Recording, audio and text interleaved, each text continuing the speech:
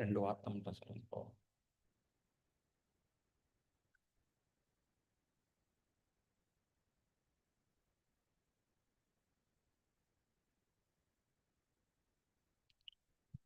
రెండు వార్తలు.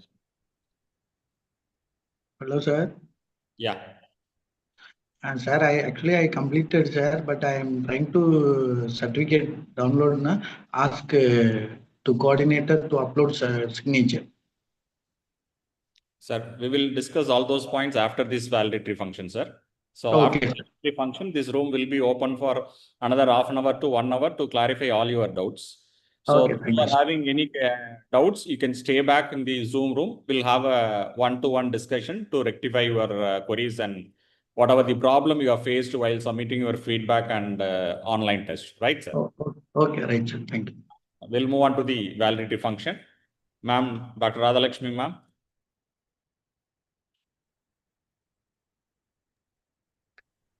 So once again, explain it to all. So heartily welcome to for our validictory function. For ACT Training and Learning Academy sponsors 6 days online faculty development program on AI-assisted integration of renewable energy sources into EV charging networks from 8/25 to 23/8/25 at the Solomon College of Engineering, Madurai, Tamil Nadu.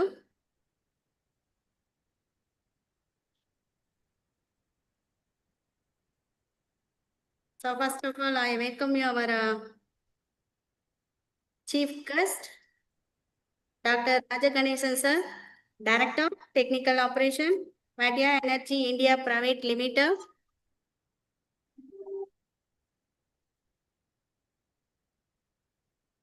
And extend our welcome to our Associate Director and Principal of our college, Solomon College of Engineering.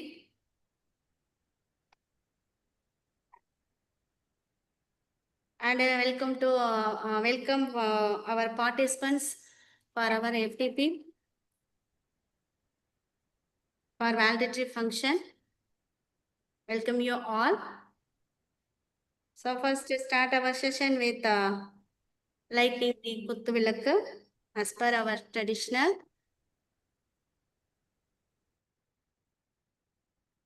Sound over.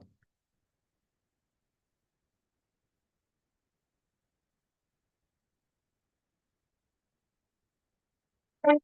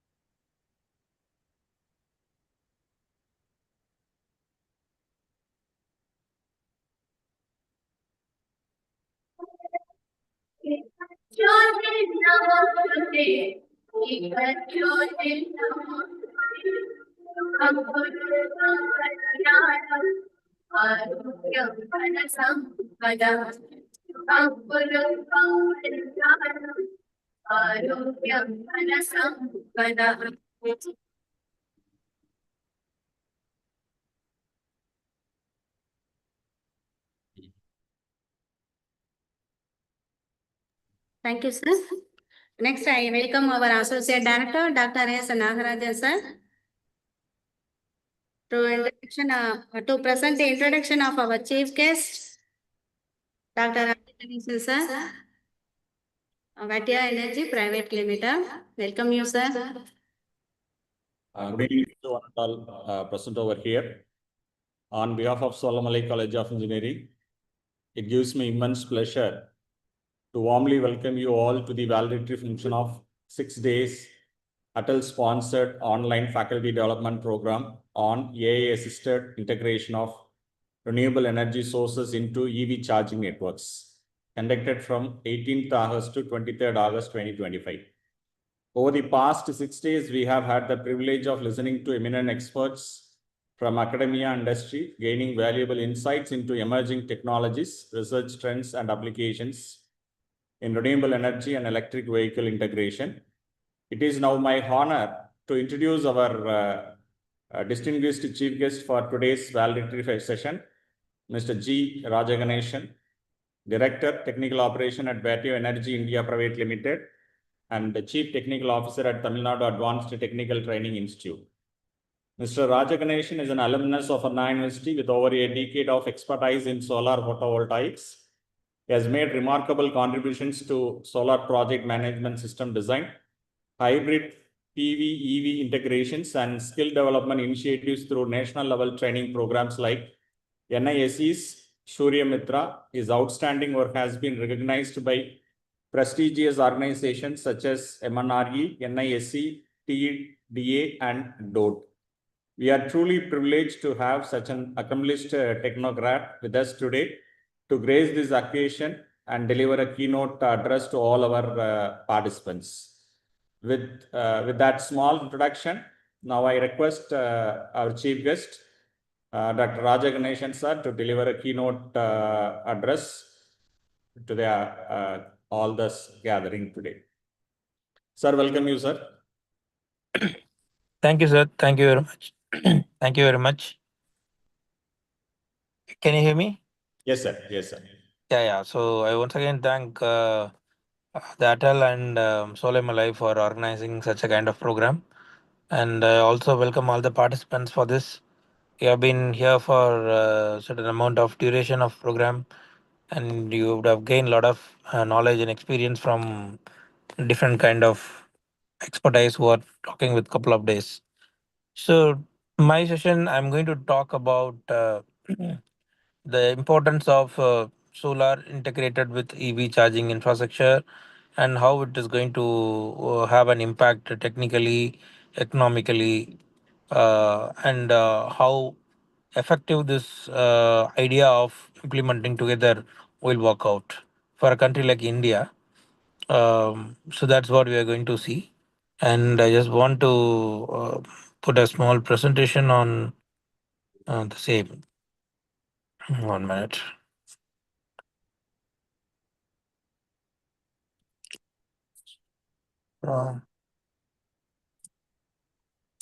Sir, I'm just presenting from my laptop. Yeah, sure. Just allow me.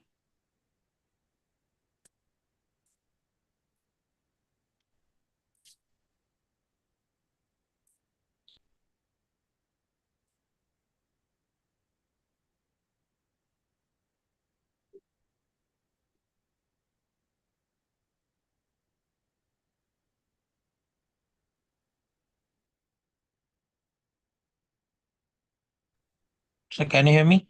Yes, sir. Yes, sir. Yeah.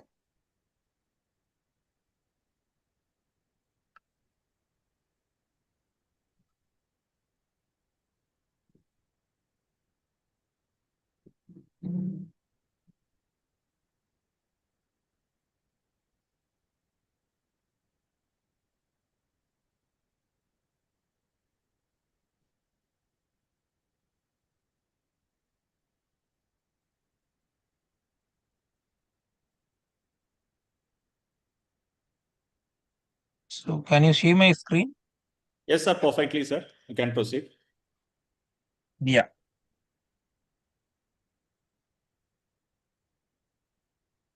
So coming to the main impact of how EV charging infrastructure is going to help Indian automobile sector growth. And not only that, how it is going to impact in terms of decarbonization, reducing the carbon footprint. And in turn, the carbon footprint reduction is going to happen because of the deployment of various renewable energy integration in powering up the EV charging infrastructure power source. So the big point is the transportation sector itself causing 40 to 80% of air pollution in the major cities in India, or the different cities. So the decarbonization is going to be a very, very important role, as because we are very conversant with IC engines and we are putting gasolines like petrol, diesel and all these things. Even though in spite of the introduction of CNG and other bio-based things are coming as a fuel, but still end of the day it's going to be emission of carbon into atmosphere in some means into the atmosphere. So there should be an alternate to completely eradicate and remove the kind of carbon emission to the atmosphere, because that is one of the main ESG goals of environmental sustainability goals as per the UN, and also it's a kind of an initiative towards fighting against climate change. So now coming to the solar powered EV charging infrastructure, the entire energy which is going to come to power your car is going to come from solar, which is completely a carbon free source. So to put it in a thumb rule understanding, 1 kilowatt of solar power plant can able to save 650 kilogram of carbon emission into the atmosphere in a year. So we can put it like almost 0.65 tons of carbon emission can be prevented every year by just adoption of 1 single kilowatt of solar plant. In just for an equation with an EV charging infrastructure, fast charger starts from 25 kilowatts onwards. It can be 25, 50, 60, 90, 120, 150, like that. It keeps on going up to 240 kilowatt. So if someone wants to install a 50 kilowatt charger, so imagine how many tons of carbon emission we can able to save in a year. And that is only in a year. That's 650 kilogram per kilowatt is. And if subsequently, if it is going to be operated for 20 years or 25 years, as that is the life of solar, it's going to be a completely benefit on one side. On the other front, we are going to contribute something to the environment. That is a bigger objective and motto of why we need to adopt solar in the EV charging infrastructure. And India's EV market is growing by 90% and it's going to touch $100 billion by 2030, which is a hoping figure. And that's a kind of market potential of EV in this. And EV sector has seen a massive growth in 5 years. If you compare from 2021 to now, the present 2025, in the 5 years, EV has gone to a different level of growth. And before that, you can see only the Mahindra small car, one EV car, and there is another is the Tata Nexon. But now you can see a lot of cars, sedan, SUV, hatchback. There are many cars. Whatever the top model you see, you have an EV version of it. And now the 9 seaters, the 7 seaters are coming in. The bigger performance vehicles are coming in, and it is going to kill the entire IC engine market, no doubt about it. But this is a big concern about how you are going to manage it very efficiently to cater the kind of sudden consumption of huge power from the grid due to the EV charging in certain remote places. If you mainly concentrate, imagine if you are going to put a 50 kilowatt fast charger in 3 charging points with for 3 cars, suddenly 150 kilowatt is going to be consumed from the grid. So there should be a clear identification of what is the kind of transformer availability there and what is the kind of load there, what is the kind of power quality which is already there in the network. Because the main problem which we are seeing presently is a lot of places there are chargers, but people found difficult to get it charged because there is a loss of power cut sometimes in the remote location. And second problem is the power quality is not good. Sometimes there is a low voltage, sometimes there is out of frequency. There are a lot of technical challenges coming in the EV charging thing. So how to address that? How to make these kind of abnormalities to be get visible? That is one point. So to make it very clear, these kind of things can be addressed only by integrating all the chargers in a central monitoring platform.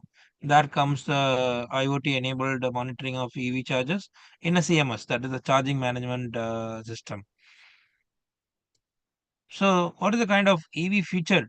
So EV is going to be the future, no doubt about it, right? From the two-wheeler to the three-wheeler to the four-wheeler to the commercial vehicles. Everywhere you can see, even the Tata Ace is now coming in EV, and Tata Ape, and even the those is now coming in EV. And people are very comfortable. They're used to that, and the cost is also not that much big enough, and it is very affordable for anybody. And it is going to be an extension of another 6 months or 1 year EMI for them. They are okay with that. And India needs almost 4 lakh charging station to be met by 2026. And we are completely working towards reducing the carbon emissions by 2030 to the fast extent, because we are trying to reduce it by 2030, and by 2050 we should be completely net zero in terms of carbon emission. That's what the target of government is.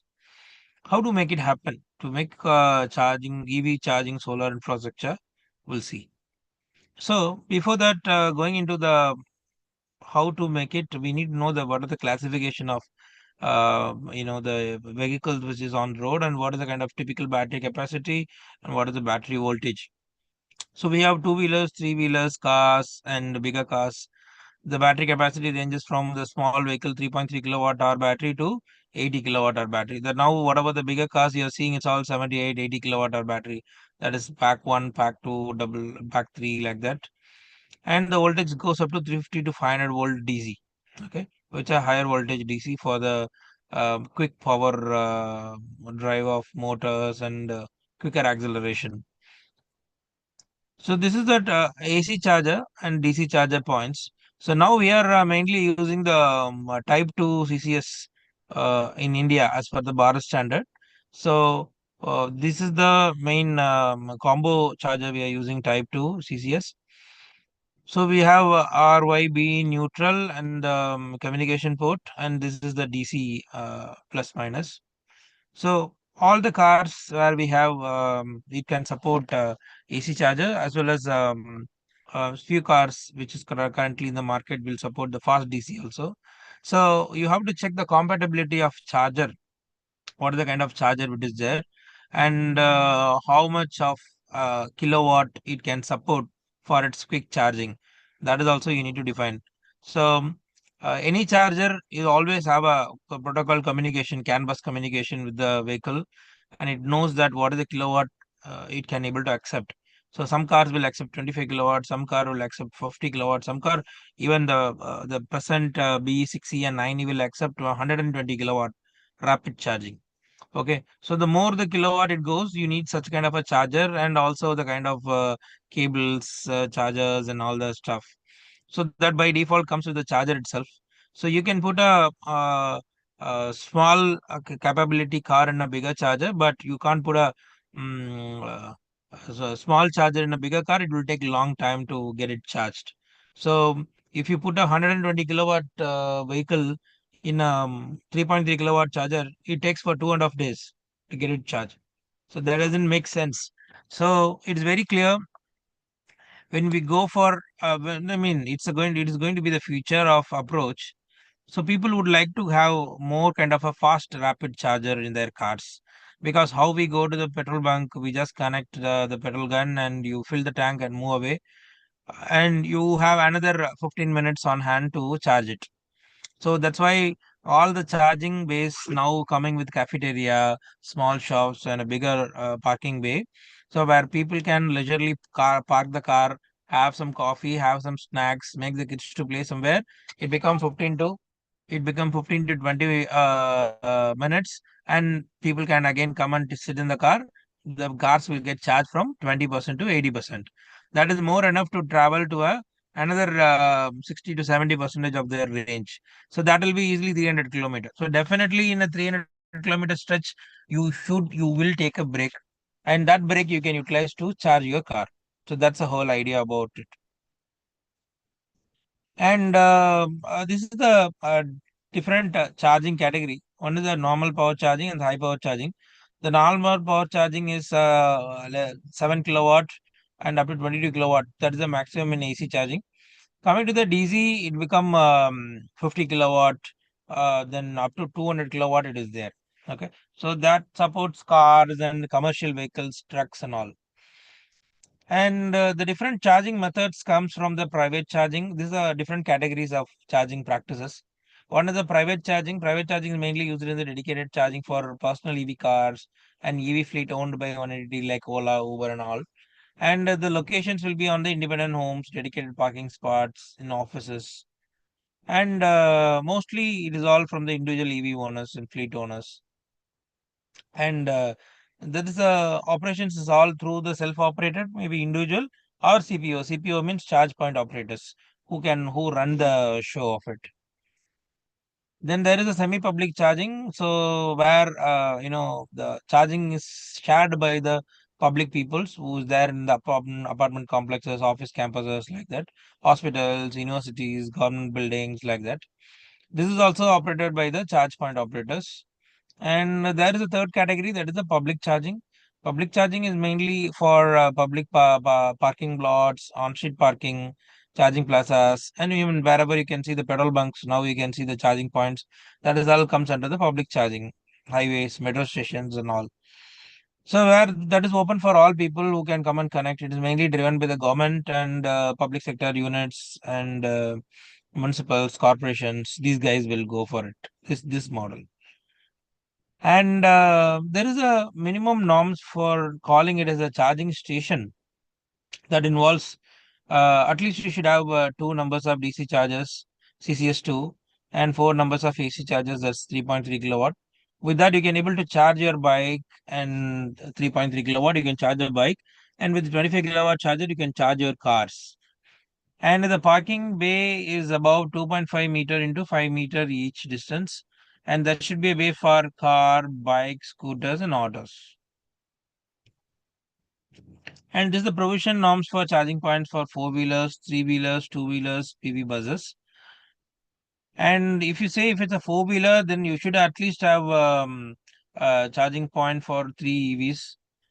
And for three-wheelers, you should have at least two. And for two-wheelers, you should at least have two.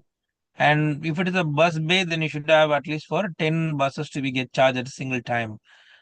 And the idea is to form a charging network grid of 3 kilometer into 3 kilometer square. There should be one charging station. And every 25 kilometer on the highway, there should be one minimum charging station. That's a target of NHAA.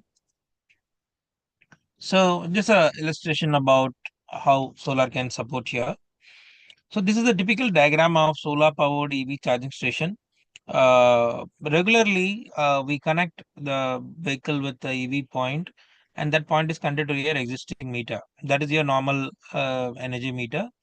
So usually we consume from the plug point.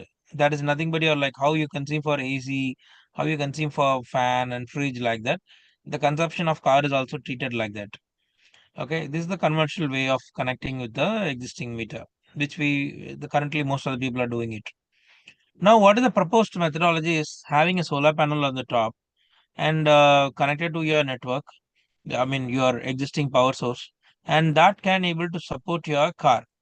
And this can be supported even with the battery backup. So sometimes when the grid is failure, still with the battery, you can able to charge your car itself. So battery to car is also possible, but provided the technology and the cost of investment is going to be little expensive option for you. And the same thing can be implemented without battery also. That is through net metering. This is what currently most of the people are doing. So all the domestic peoples who are having house or big bungalows or villas who wish to buy an EV car definitely should plan to have a solar panel.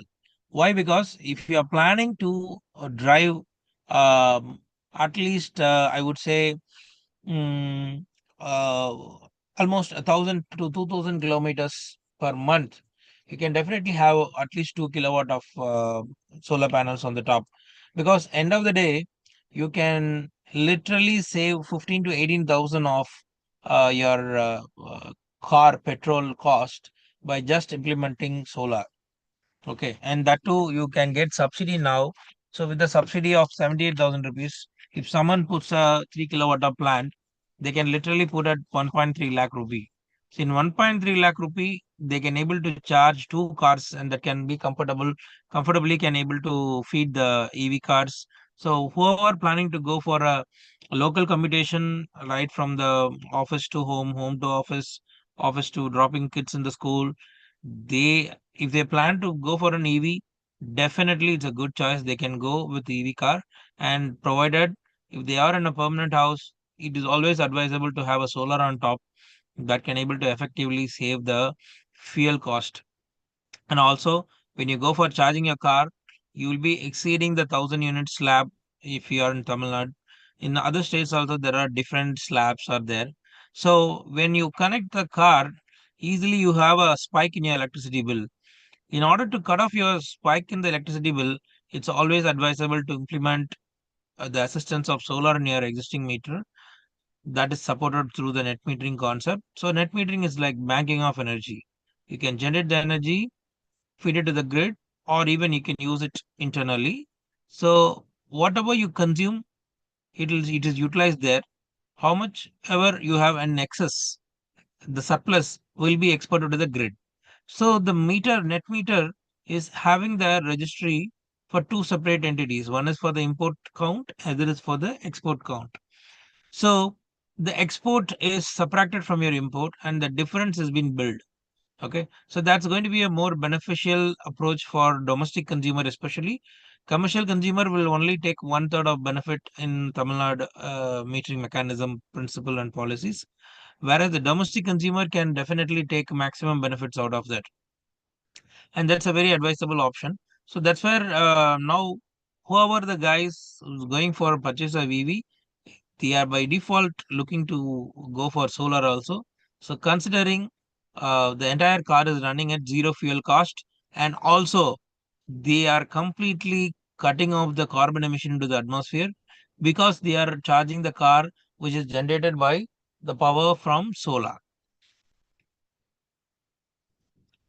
And the next thing is, of course, charging mechanism is going to be beneficial and going to drive the acceleration of EV adoption. But unless it is smart, it is going to have a big impact on the grid stability, power quality, and all the aspects. So, how to make an EV smart charging mechanism is the important point. So, basically, all the EV chargers should have a centralized monitoring portal, and that is controlled by the discom. So discom is nothing but your TNEB or whoever the the distribution companies.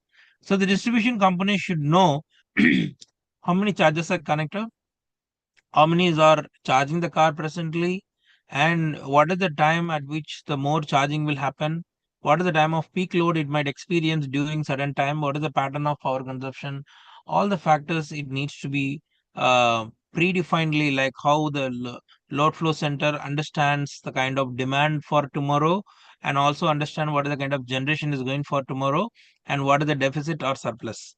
So similarly, the same kind of approach has to be happen in the EV charging mechanism also.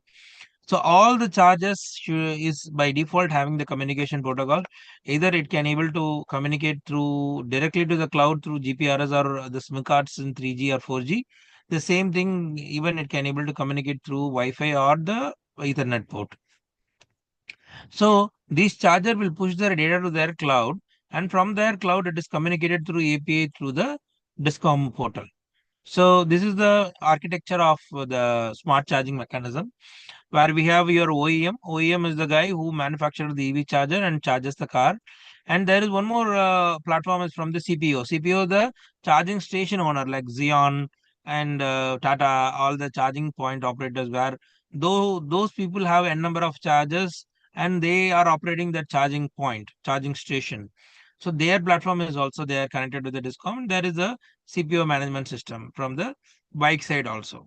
So all these charging point operators data will be going to the grid, and that Discom will efficiently manage and plan where we need to do the power cuts, where we should not, and whether we need to upgrade the transformers, whether this can able to efficiently handle. All these things will be planned based on the architecture of the smart charging only. And this is the different links for standards and guidelines for EV charging networks, which is given by the government. So I just shared few links for your understanding, and I'll be sharing this presentation also to you, and you can able to just go through this link and you can able to understand like what are the guidelines specified from the ministry to implement the EV charging and assisted by solar. So what are the benefits of solar charging? To avail the benefits, you need to go for net metering or net feed-in system. And the sources from renewable is going to be the one biggest plus point.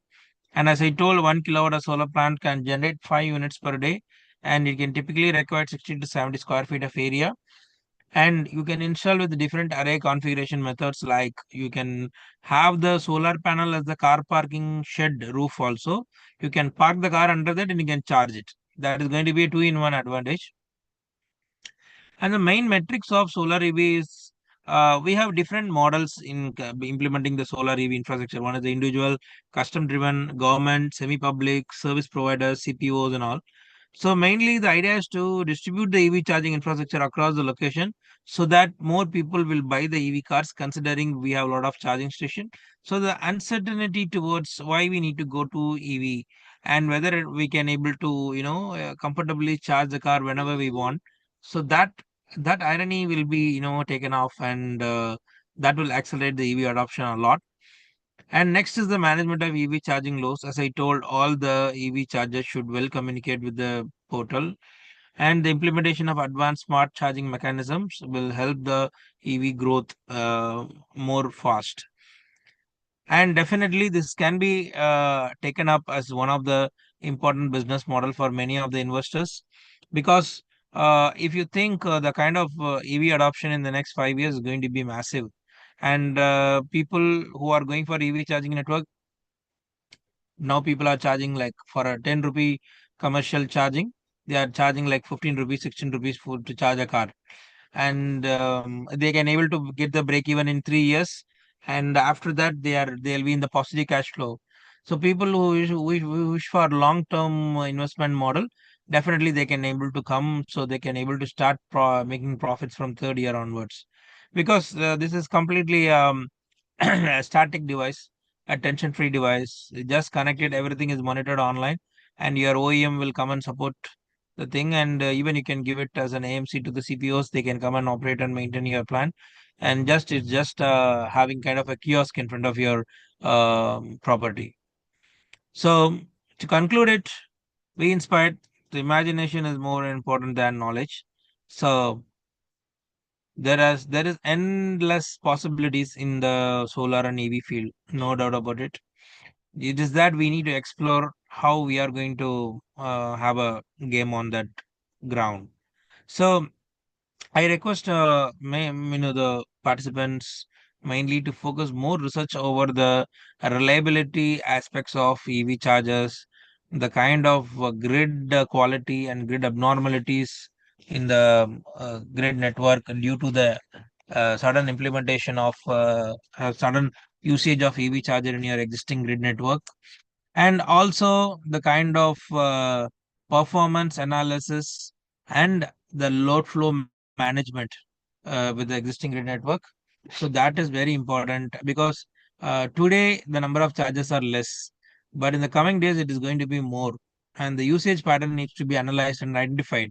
That should be a tool to understand all these things. Maybe by collecting the data from toll plazas, you should have a kind of analysis forecasting, and with that you should drive a model, you should find something to propose to the government, and that's all going to be your publications. Yeah. So I think with this I can conclude this opportunity, and I think in a short span of time I would have delivered some useful information to you. So once again, thank you very much. Thank you all. Thank you, sir. Thank you so much for accepting our invitation and delivered a wonderful keynote speech, which is more suitable for the validatory function of our 6 days FTTP. Thank you, sir. Thank you. Thank you. So any doubts from the participants or clarification? I can able to take a few questions. I know it's already 7:45. You all have to rush for the dinner. but of course it's a general culture to ask certain doubts. Sir, may I speak, sir? Yeah. Sir, I have a question. Like you said, the solar heaters are the best. Sorry, solar panels are the best for the charging, but it creates a moisture as time passes, and due to bad weather, there's a fluctuation of power which has been supplying to the any source of equipment. It can be heater or it can be EV charging portals. So how will you refine that with the power sustainability to the supply to the vehicles? That is why I told the implementation of smart charging mechanism has to be in place. If you have that architecture, which is there already, okay, but the interference of the discoms into this place is going to be an important factor, because they should not think. Let us consider a scenario: if they cut a power to you to your house, if your air conditioner is not running, if your fridge is not running, it is not going to make an impact, and government does not bother about it, correct? Correct, But the correct. same thing should not applicable for a EV charging station, because that is addressing a public requirement, correct? So Correct. giving this seriousness to the government is a very important subject. So if we want to make an attention of government on this matter, you should have a platforms to showcase this, and also the platform should be more friendly to communicate with the government platform, correct? That is where Correct, correct. that is where this kind of mechanism, the smart architecture, is going to play an important role. And in that architecture, what is the novelty you are going to bring in? That is going to be the big scope. Okay. Because Definitely, power nowadays quality is not going to be there in all the location. As far as India is concerned, power quality is a $1 million question. So we need to really address those points. So I recommend, when people are going for fast charger, it is always to have one separate transformer before their service point, and also APFC or automatic voltage regulators, and all kind of a servo stabilizer mechanisms should be there in place, so that the chargers will be safe. Most of the time the charger is capable and working to support the cars. okay. Because That is the only usually in solution these as of things now we you can get a think of. lot of carbon accumulated on the port. It will be a male or the female port. Just because of the fluctuations, or as time passes, you need to service them or take care of them, clean them. That is all part of So the process, right? You have to. That is why you need to give the AMC to the OEMs itself or the CPOs. So let them come and have the periodical inspection routine as per their inspection. Yes. standards. Thank you so much, sir. Thank you. Thank you.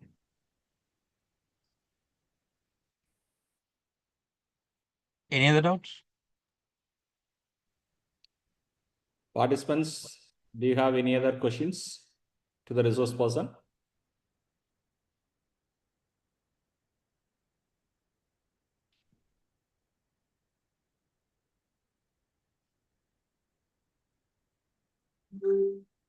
I think they are busy to Thank you.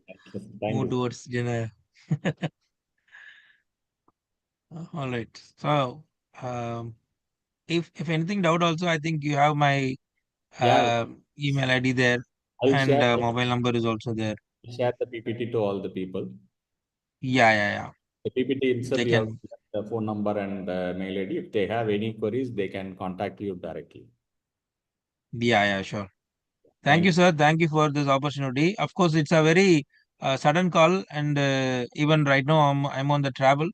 But somehow I have this presentation recently ready for some meeting, so I Okay. can able to immediately put it across the thing. And since we are in this industry, more than the presentation, we have a lot of things in the mind to share. Yes. Correct. So Yes. these are the pain points which we are already seeing. So that's I feel this platform is one of the platform where I can able to share my views on this, and also it will be useful for the professors and the faculties who are attending this, and Yes. definitely they know like what are the areas where they should focus now. Yes. Yeah. Thank you. Thank you so Thank much. you, sir. Thank you.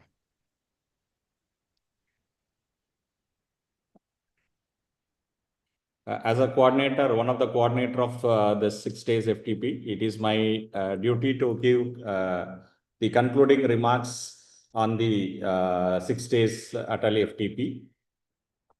As we come to the close of this 6-day ATAL sponsored online faculty development program on AI-assisted integration of renewable energy sources into EV charging networks, conducted from 18th August to 23rd August 2025. I take this moment to reflect on the enriching journey we have had together. This program has been a remarkable platform where knowledge, innovation, and experience converged over the last 6 days. We have been privileged to learn from eminent experts across academia and industry, each session opening new dimensions in renewable energy, electric mobility, and AI application. On day one, the session set the tone by introducing participants to the fundamentals of renewable energy integration with EV networks, highlighting the presenting global need for sustainable solution. On day two, Dr. K. Karthikeyan, engineering team leader from Caterpillar India Engineering Services Private Limited, Bangalore, delivered a thought-provoking lecture on AI in engineering systems, providing deep insights into artificial intelligence application in energy system optimization. On day three, the discussion focused on advanced methodologies, research trends, and design strategies for renewable EV integration, further strengthening participants' conceptual and practical outlook.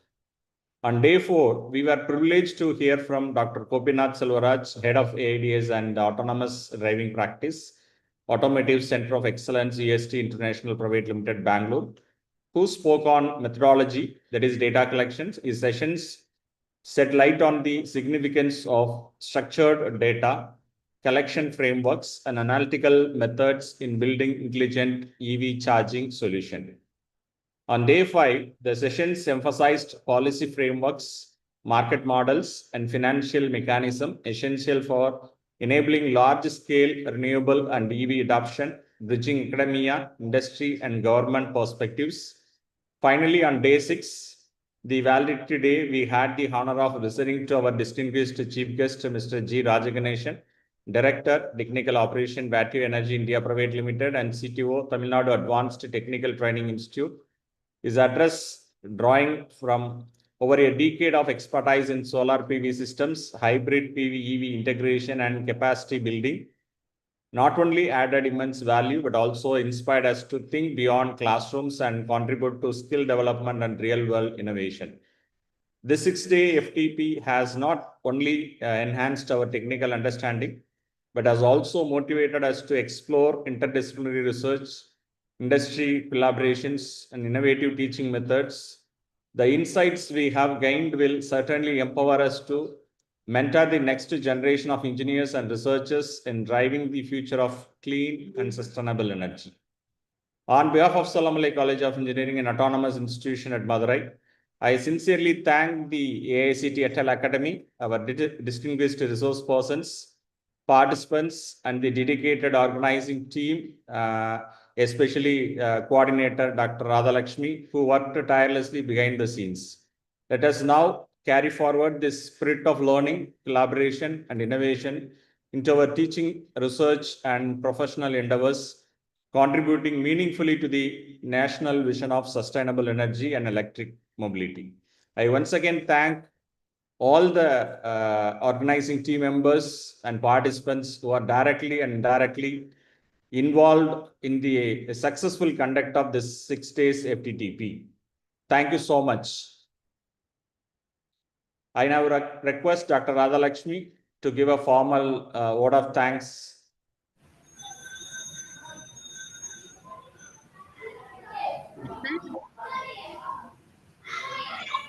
So first of all, my sincere thanks to AICT ATAL for accepting my proposal and giving opportunity to conduct online FTP in our Salamalai College of Engineering, Madurai, Tamil Nadu, India.